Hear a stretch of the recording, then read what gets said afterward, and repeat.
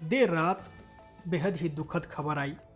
भारत के 13वें प्रधानमंत्री और दिग्गज अर्थशास्त्री मनमोहन सिंह का गुरुवार रात 92 साल की उम्र में निधन हो गया। उन्हें आज शाम बेहोश होने के बाद एम्स में भर्ती कराया गया था, जहां उनका निधन हो गया।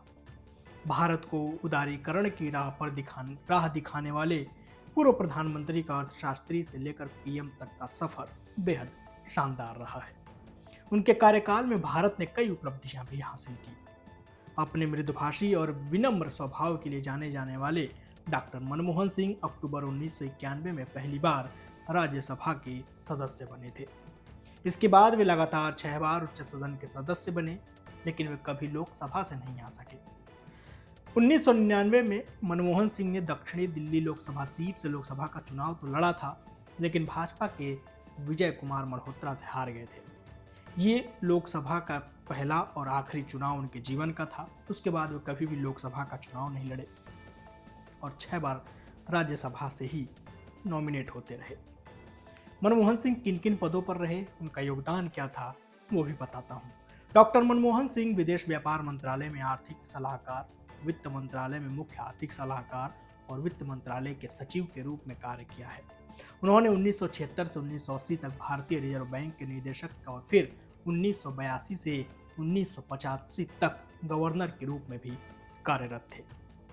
देश के लिए डॉक्टर मनमोहन सिंह का सबसे बड़ा योगदान, अब वो समझिए क्या था।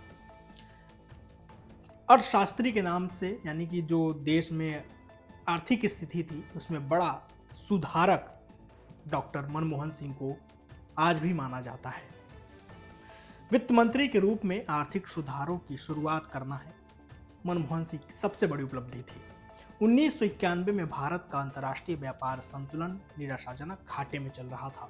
1991 में इसका विदेशी कर्ज $35 बिलियन से दोगुना होकर $69 बिलियन हो चुका था। भारत के पास पैसा और समय दोनों बेहद कम थे। तब हमारे चालू खाते के घाटे से निपटने के लिए एक आपातकालीन उपाय के रूप में भारतीय रिजर्व बैंक ने चालू खाते के घाटे को कम करने के लिए लगभग $400 मिलियन जुटाने के लिए बैंक ऑफ इंग्लैंड के पास अपनी सोने की हिस्सेदारी गिरवी रख दी। इसके बाद भारतीय अर्थव्यवस्था में सुधारों की एक श्रृंखला डॉक्टर मनमोहन सिंह के द्वारा ही शुरू की गई, जिसे उन्होंने मानवीय चेहरे के साथ सुधार कहा।